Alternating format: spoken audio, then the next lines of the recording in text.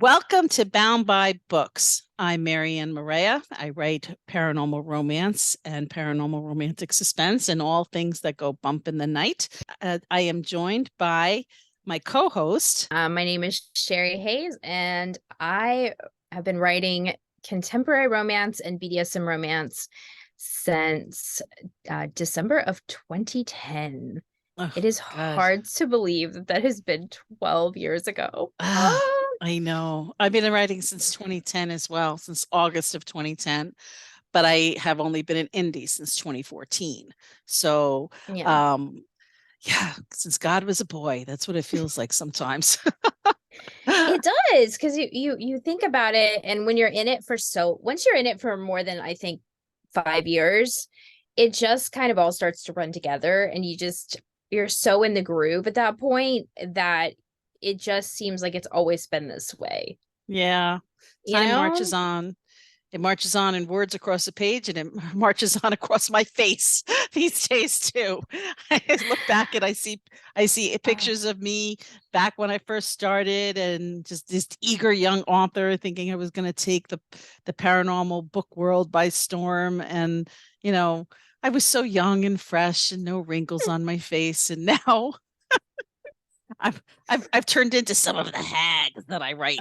You know, the oh, maid, the mother, and the Marianne. crone. I'm slowly edging into crone these days. So Oh, anyway, yeah, I definitely I will say it's what worried me then is not quite the same as what worries me now. And then no, you no, the same.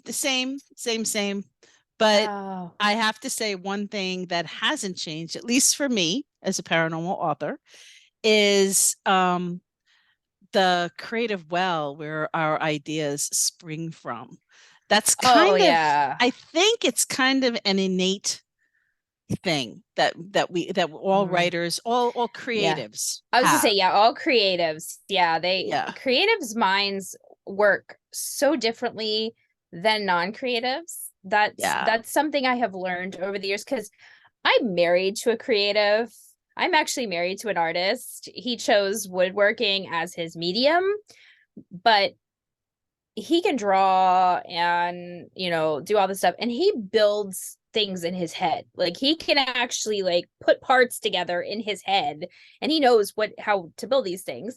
Just like, with authors, we have to kind of at least have a direction the story's going. Like we can't be Mm. like, even as a pantser, I I typically know like at least the next step that I'm going to go. Like I know where I'm leading them to. Like I have that, if I'm setting up like, oh, I'm going to have them go to, you know, the zoo or something. I have to have a reason they're going, and I have to have kind of a, okay, what's that leading this? How is this moving my plot along? Yeah. So, Yeah, you that's know, really important. Moving the plot along is something that's really important. I'm yes. I'm kind of a hybrid of between a pantster and a plotter. I mean, yesterday I didn't actually sit at my computer most of the day. I added 1,400 words Mm, uh because I was editing, so I get sitting at my computer is the wrong word. I wasn't actually putting new words. I was right. You weren't wordsmithing in a different way. I was editing and right. so forth, and I added about 1,400 new words to the manuscript Mhm. that I'm working on right now. But before that, I actually sat down with my notebook and I longhand managed to outline 4 chapters. So I know where I'm going, and I think it's because I'm coming out of the messy middle of my story. I'm about 80% finished. I have only like 15,000 words to go, maybe more. Maybe I'm Mm. 90% finished. Like 15,000 words to go to get to my word limit. Now, will it stop there? Will the story end there? Mm. People who are used to having an outline and they have the word the end typed at the end of their outline, it, this is where my pantster brain comes in, because you know as well as I do, you have an idea of where the story is going to end, but the story is going to tell you when it's going to end. Yes, And when this it's is, over. yeah, Yes. this is part of the creative process. It's kind of Hmm. You don't take it. It takes you on Mm-hmm. the journey. Yes, it does. Which I will, okay, I have to ask you because I'm sure the answer is yes. But actually, we'll go to these. How often do you have people that come up to you and tell you that they have a great idea for you to write? Because it Uh, happens to me a lot. if I get people coming up to me to tell me a great, I have other authors that come up to me and say, oh my God, we should get together, and do this. Mm, And certain people I will say, yeah, sure. Other people I would be like, I don't know about that, because part of being an author is I think you have a little bit of an ego because think about it, you're creating worlds, you're creating entities. And yeah. not to make it sound like a god complex, because that's not what I mean. I mean, but I mean, we tend to hold on to the stuff that we create because it's our baby. We've given Mhm. birth to it, and you don't want to share that with somebody. Or if somebody doesn't have the same kind of idea where you want the Mhm. story to go, it can cause a problem. You have to Yeah. find somebody. If you're going to co-write with somebody, you got to find somebody that you're really in. Like, I think I would have a really hard time writing with a plotter. I think it would be much easier for me to write with a pantser where, like, say we were writing alternate point of views, like one person took the female point of view and one person took the male point of view in the See that. story. And like, but you would have to write it. I would have to write with somebody who we were writing in sequential order, just like I did, just like I do, because like I would, whoever was opening would have to write their section and then send it to the other person to then write their section, so it would have to be a back and forth like that. I don't know that I could write with someone else any other way, just because again, it would be, the writing process has to be similar. If you are writing with somebody, again, if I was writing with somebody that had a plot, I've tried to plot. I've mentioned this before on the podcast. I have tried and tried and tried to plot, and it may last me for a couple of chapters, and then I am off in La La Land. My creative juices start flowing, and I go, I go out in left field, and the the the outline just goes in the garbage. It's completely useless. I wasted my time. So if I was writing with somebody as a, doing a writing, having a writing partner that was a plotter and they were a hardcore plotter like Tina is, Mm. I think it would be very difficult to write together because she would be completely following her outline and wanting to follow her outline because that's how she's used to writing. Whereas I would get an idea as I'm writing and I would start, you know, turning my manuscript to where that is. So, yeah, I think that would be very, very, very hard to Yeah, do. But yeah, you go ahead. definitely have to have somebody that you jive with and that has Mm-hmm. kind of the same kind of creative process that you have. Right. But like for me, being this hybrid, ideas come while I'm writing. Mm-hmm. Ideas come when I'm thinking about the story in the shower, when I'm in that twilight part of sleep where I'm either just falling asleep or just waking up in the morning, Mm-hmm. which means, I've got to have a pad and a pen next to my bed all the time where I'm scribbling things down so I don't forget them. But I have to say, when I know it's really flowing, it comes in dreams. I Mm-hmm. dream about my characters. I dream about the story. And if something else intrudes, if another character from another book, or another work in progress that I've got going on, decides to come knocking on the inside of my brain and tries to intrude, it throws a monkey wrench into the works. It really does. Because then it's like think about when you're in the middle of something and you're really into it and somebody comes and interrupts you and they Mm-hmm. break that flow. It's the same thing for me, Now, do you write only one book at a time or you write multiple books at a time? I have right now. I'm only writing this one. I have Mm-hmm. another one that's sitting on the back burner, and another one that is already intruded into my thoughts that will not get written until May, because it needs to be done for this convention that I'm going to Mm-hmm. in July. And I could hear people gasping, going, "Oh my God, she's going to start a book in May and have it finished for a convention in July." Yeah, we can do that. We You have can do that. Sherri cannot do that. no. Partly because Sherri never knows how much writing time she's actually going to have. Yes, But that's very true. That's very true. So different circumstances, but yeah. anyway, it does. It intrudes. It intrudes. Yeah. Now see, I don't write multiple books at the same time. I'm focused on one story at a time. I write in sequential order. I don't jump around my timeline. It's all very things, but I get my ideas from pretty much everywhere. I've said this to you again. I've had people ask. People are so fascinated when I meet them in person. I always get one or two people when I go to a book signing, a live book signing, that want to know about my writing process. They want to know how I got started and all that kind of stuff. And like I said, I've had so many people also come up to me and ask, like, say, "Oh, I have a really great idea for a book you should write." And I'm like, sometimes it's like, okay, but okay, sure. But most of the time, they're giving me like a thriller plot.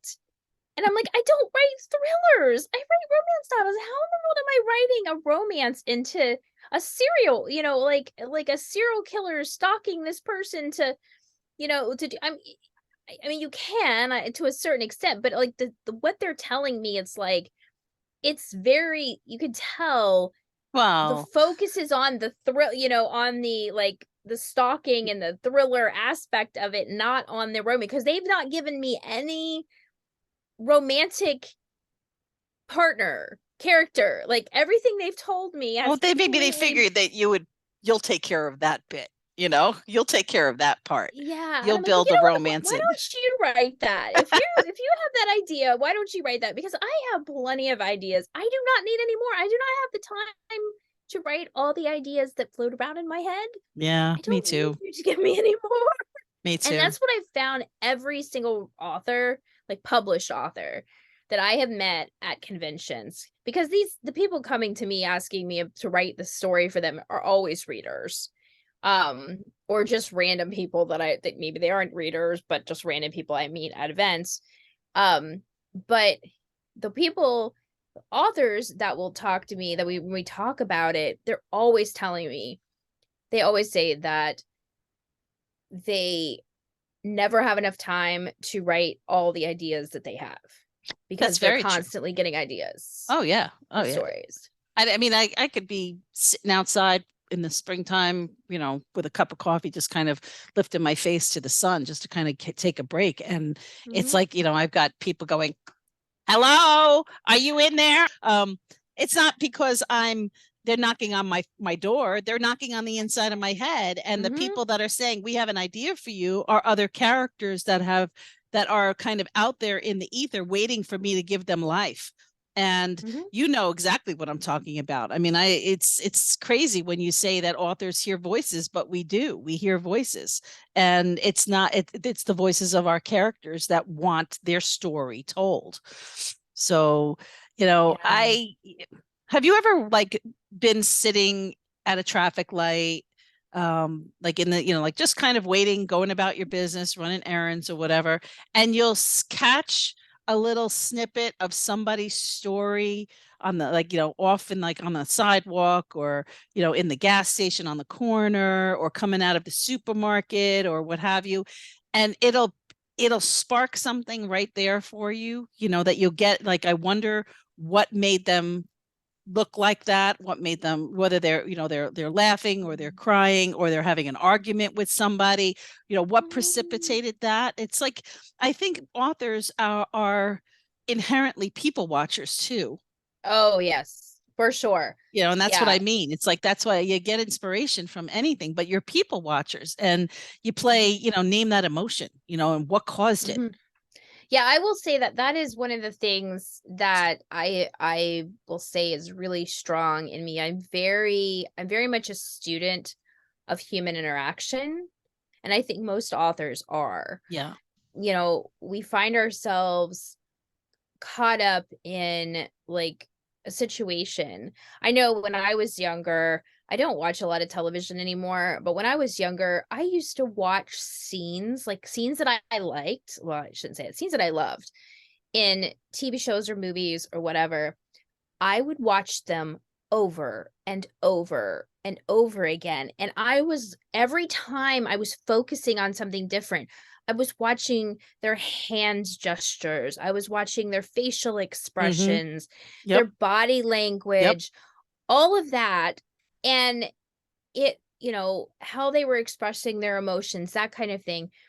And I do that in real life too. And sometimes I don't even catch myself. But yeah, I can pick up on body language. Do you have, and maybe this is just me, but I don't think it is.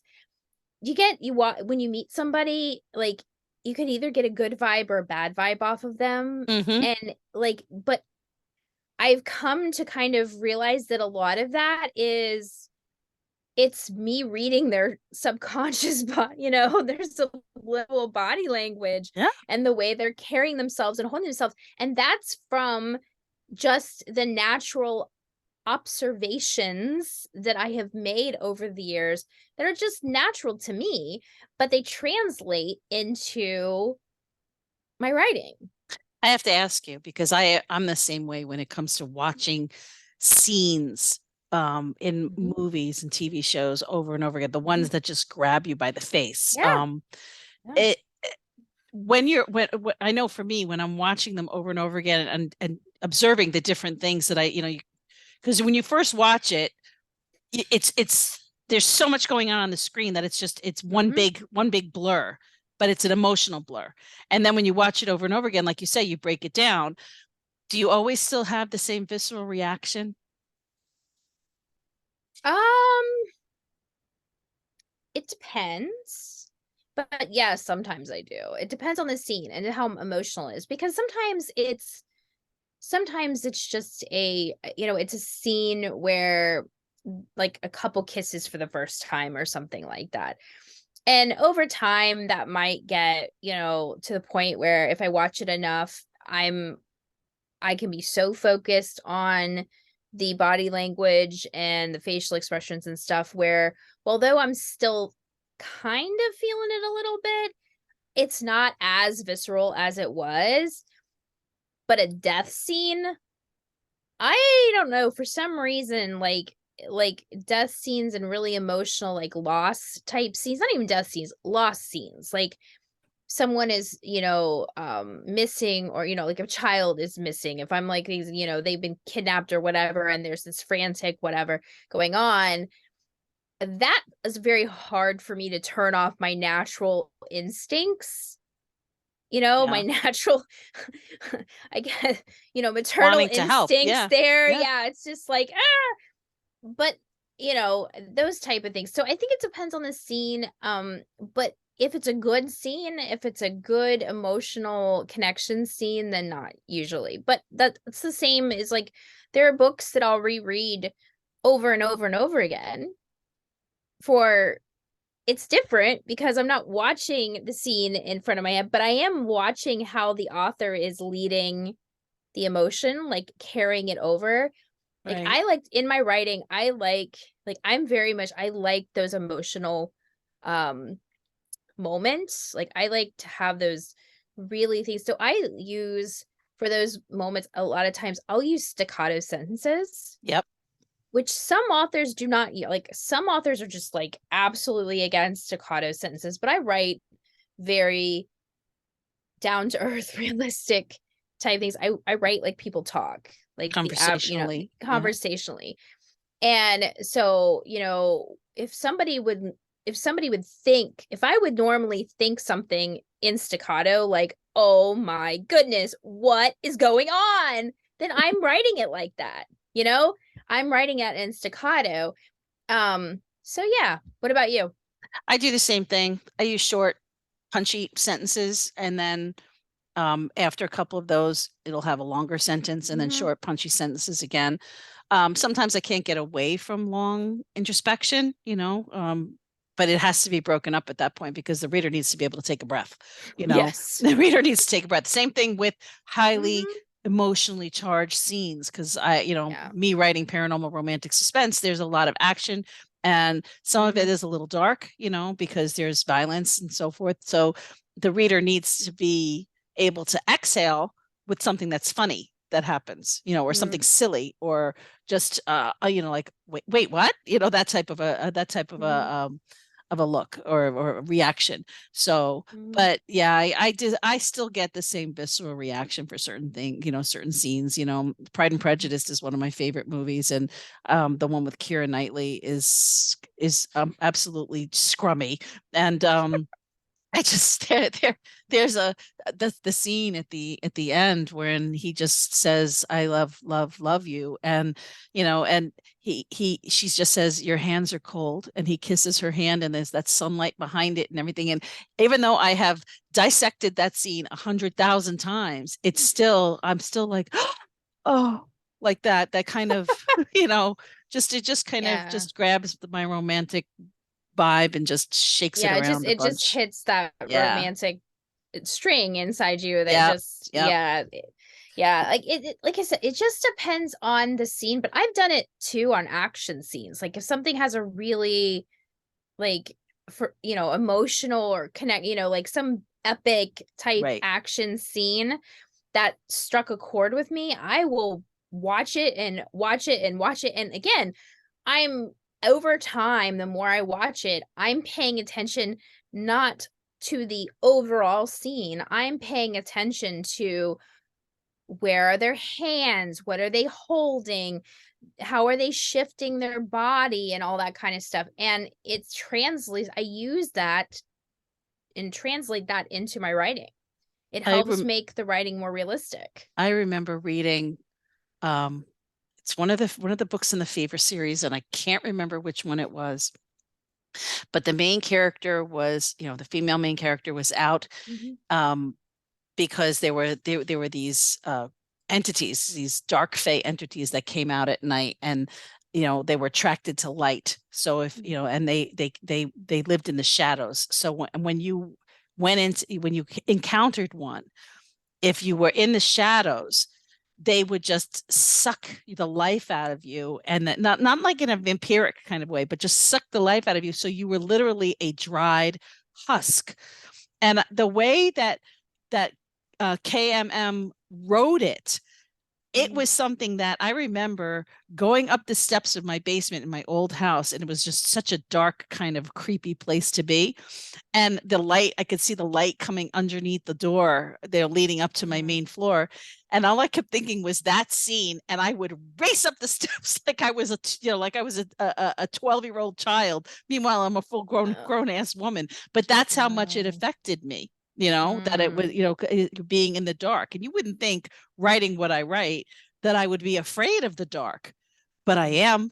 And I think maybe that's another impetus that helps me in my creative process, is that I tap into those emotions that make Mhm. me that grab me by the throat, and whether it's fear or any kind of dread, that's just innate, you know what I mean? It's not Mhm. something that it's kind of something you don't control, you know what I mean? So Well, in that creatives respect. tend to be more empathetic. Like they Okay. just overall they tend to be more empathetic. I mean, they feel very deeply, and that's why, creatives tend to have issues with mental illness more often than Mm, the average, because we feel so strongly.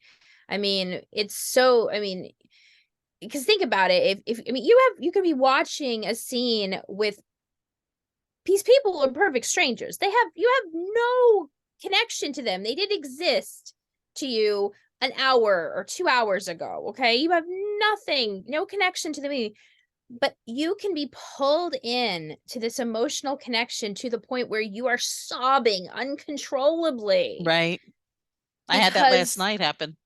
it's just, yeah, but the I have what most of the people that I have met that have been that really suffer strongly with depression, especially, and even anxiety, they tend to lean creative in some way, shape, or form. They have that creative vibe to them, and I think it just makes it so that they feel so strongly, and so, they're so connected to those emotional reactions and things, and it's just, we feel things, we take them personally, which, we take those things personally, which is why reviews, oh my goodness. I When you're a know. newbie author, it's like you got to get that thicker skin, because if you Yeah. don't, oh my goodness, the emotions, Yep. to have somebody again, you've spent how many hours working on this book, and you put all this work into it, and you put it out there, and then you have somebody completely trash. Well, I think it's the old saying of, the tortured artist, and most people Mhm, think of the painters, like Van Gogh and so forth. And that, but any kind of creative is going to have mhm, um those moments. And did you ever that there are people who lead super, super happy lives, that it's really hard for them mhm, to emote in terms of anything in a creative sense, because they don't have anything that has happened to them internally, that there's nothing to pull from. You know what I mean? mhm, There's nothing that's happened to them that is deep enough or has made an indelible mark on them that they can pull from. And whether you're writing fantasy or whether you're writing, romance or anything, you need something where you can pull from the deepest core of you and basically bare your soul on the page. mhm, And I think that, people who are either very, very shallow, or people who have, like I said, have led lives where there's absolutely no stress and they've never had anything to worry about, they have nothing to pull from. mhm, There's nothing there. It's all fluff. mhm. And I think Yeah. I think that the people who have the ability, whether it's because, like you said, they're super, super empathic, and they can feel what other people are feeling in terms of their pain, or Mhm, things that they're agonizing over, or loss, or just hurt, or what have you. That can be also some, how we mhm. pull, Or not life just from our, experience, right? Yeah. not just from our own, Oh. like you said, life Mhm. experience, but from other people's as well. Right. Right. Yeah. Exactly. I'm making myself So sound yeah. crazy. I mean, I'm not a nutter, but this is part of it. It's part of the creative process. Yeah, but creative, I mean, that's the thing. Creatives' brains do work a little bit differently. Because I mean, I have had people come up to me, like I said, several times, and be like, "How do you do this? Like how do you write this?" And they may enjoy reading books, but they they just their brains don't work like that. They're almost too logical in the way they think, because they can't get outside of the real. Like if it's nonfiction, they're fine, but they have trouble getting in that tapping into that creative side where they're making things up, where they're making stories up, and can still be emotive about it. Yeah, I know. And I understand that part. I agree with that too.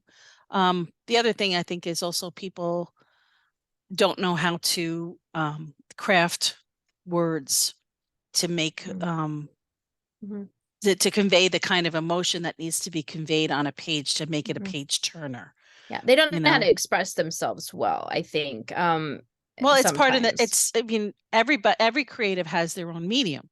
I mean, you were Right, talking right, about your right. husband Mhm, chose to work with wood. My mother used to paint. That mhm. was one of the ways that she expressed her creativity. Right. I do so with my words, and as you do, and as most of our friends do, because we're a community. Um, but there are some people who just don't know how to do that. And Mhm. as much as they may want to, like, I wish I could sing. I wish I could sing, and I don't go there because I know you can very well. Sherri's got a beautiful voice. She's super, super talented. So, but I wish I could sing and I can't. But I Yeah. haven't I haven't, I find other ways to Mhm. express that joy. Yeah, I think the thing is I think most people have a little bit of creative in them. Even it just varies, but I do think most people have a little bit of creative in it. The problem is that if you don't find the right medium for your creativity, it doesn't always translate. Like somebody Mm-hmm. might be really creative and great at drawing, but if you put them in, front of, give them a score of music, they're going to be completely they're just going to even if they could technically play the notes, it may not they may not be able to give any emotion to that, where they may be able to, watch a scene in a park and draw it and have it be so detailed and expressive. But you know, understand what I'm saying? Like if you don't find your right medium, even if you No, do I have that agree. creative vibe, Yep. then it may not give you that same reaction, because I don't like woodwork. I mean, woodworking is very creative. Some of the stuff that my husband does that he pulls me into, it's very creative. And I do well on the design part. Like I can help him with the design, but the actual stuff, I do help him with it, but it does nothing for me. Like there's no, for him, it's creating that physical piece of furniture or cabinetry or what have you, gives him, it's an emotional experience for him. He And he's probably sees it in his head before exactly it even comes from his fingers. Yeah, right. it's just like you and I. We envision the Mm-hmm. scenes in our head of our characters. We know we know what they're feeling. We know what they're going to say and do. And Mm-hmm. they will tell us when they want something different that we have in, if we have had an idea and they don't want to do it, they're going to lead us in a completely different lead Right. us and the story in a completely different way. I will say one of the things that I've encountered the difference between plotters and pantsers a lot is that as a pantser, I like I said, I let the story kind of guide me. And if I start going down a path, and I will know fairly quickly, usually within 1,000 words, if I'm going down the wrong path, that my story does not want to go down that path, because the words will slowly become harder and harder to write. I will sit Mm, there and be like, okay, writing a sentence. And then I'll be sitting there for 5 minutes and like, okay, writing another sentence, and then waiting another 5 minutes to write another sentence. Whereas if I'm going down the right path and it's flowing, I'm flowing. Like I can write usually over 1,000 words in an hour. If it's flowing. If yeah. it's not flowing, I may be spending 3 hours trying to get 500 words. Yeah, no, I've been there, done that too. Been there, done that too. I mean, So, like, look, yeah, yesterday was 1,400 word day. The day before that was mhm, 5,000. The day before that was 5,000. It's because I was mhm, finally, like I said, out of that mucky, messy middle of the story where for somebody who's a pantser, there's so many different paths the story can go from there, mhm, to get to the end where we know where we want to be at the end. We know, and well, mhm, at least I have an idea of what the ending is going to be. And mhm, for me, I knew the ending of this story before I even wrote the first chapter. I knew what mhm, was going to happen with this. It's just that now things have taken a different turn as I'm writing. It's now we've got some espionage going on, and now mm. we've got people that are planning to try and take out my main character. Was that Oh, something that was going to happen before? No, but we've got an mm-mm. attempted kidnapping happening now that didn't happen before. Wow. So it's like the evolution of a story is like, I don't know, it's like watching a flower open, you know. Mm. Yeah, I mean, with the story that I'm working on, it's kind of interesting because it's in some ways sort of a prequel to the story I just published. Um, the the hero of my of Claiming His Kiss, he has 3 adult children. And so I introduced all of the children in his story, and I've decided to go back and write a story for each of the children. That makes sense. However, his daughter and her man are already together in Claiming His Kiss. So I'm having to go back a year before Claiming His Kiss to write Cassie and Jesse's story. And so it's kind of a prequel, and I have to be careful because there are some things about their relationship that I revealed or hinted at in Claiming His Kiss. So now I have to go back and make sure that I pick up all this. So it's a little complicated in that, Yeah. but No, I you mean, know, it is what it is. And we were talking about ideas. That particular idea was, came to me to write their stories because I was writing them into, Claiming His Kiss. I was writing them into that story. And so as I got more into it, I'm like, these are all adults. This would be a good trilogy, to do their stories. And so that's what we're going for. We're gonna do that. But that's one of the, I yeah. think that's one of the pitfalls of being a pantster, is that Mhm. when you put foreshadowing in your book and you hint about things that are going to happen, Yes. you have to make sure that you go back and you highlight that in like certain, like print out a draft and highlight that foreshadowing, or else you're going to forget. And that's going to be an open plot hole that didn't get Mhm. fixed or finished. And that's one of the drawbacks, is that you need to be able to keep an eye on some of the stuff, because as you're writing it, you're like, oh my God, this is really Yes. good. This is really good. I could pick this up later. But if you forget Mhm. about it and you don't pick it up, guess who's going to remind you that you haven't Yes, picked it up? your readers. Oh my Yeah. goodness, yes, your So readers. Yes. There's a reason why I have a beta reader who I send it to her before I send it to anyone else. And she's really good at like picking up inconsistencies, which I is have great. I have questions right here. I don't know if you can see my notebook. Oh no, because No, now it's anyway, it's watching it. that's all right. Questions that I'm writing to myself as I'm going Mm, on. Okay, remember I've done that this. before. You know, Yep. how did so and so find this? What it how come he oh you didn't put this in there. Make sure you go back and fix that. So Mhm. all in all, it's a process that is not for the faint of heart. I think there's amongst creatives, writers in particular, because that's our medium, there are Mhm. certain things that are universal, that, Mhm. having a creative well being one of them, and having, different ways to fill that creative well really depends on you as a person, your life experience, Mhm. the level of emotion, how much you tap into people around you, and What genre you're writing? yep, and how observant you So, are. mhm. There's a lot of different ways that ideas come to us, but I think Yes. it's probably safe to say that our ideas come from a place within us that is kind of unfathomable. It's Yeah. some it's called talent.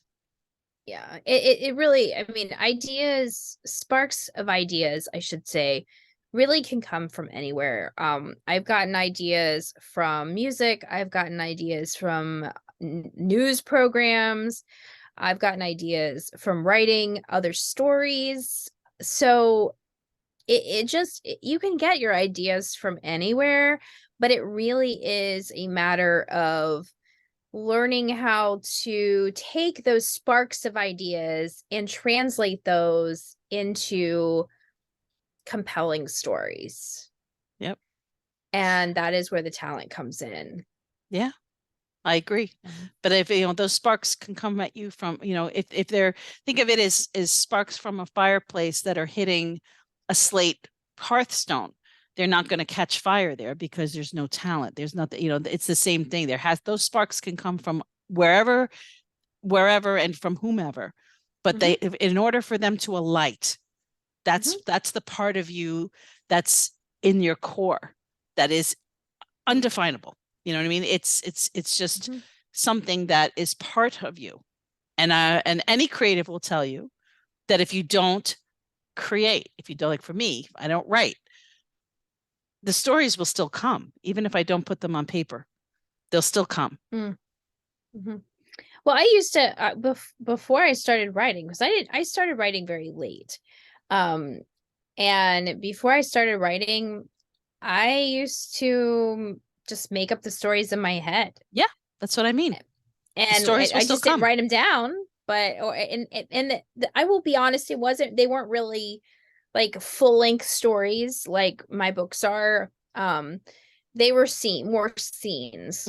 Like I would just play out scenes in my head and go from there. And sometimes if I really kind of caught onto a character, I would do a scene, I would replay a scene in my head. And then maybe the next day or whatever, when I was kind of thinking about that again, I'd pick up the story where I left off and continue on and see like, okay, well, what would happen next?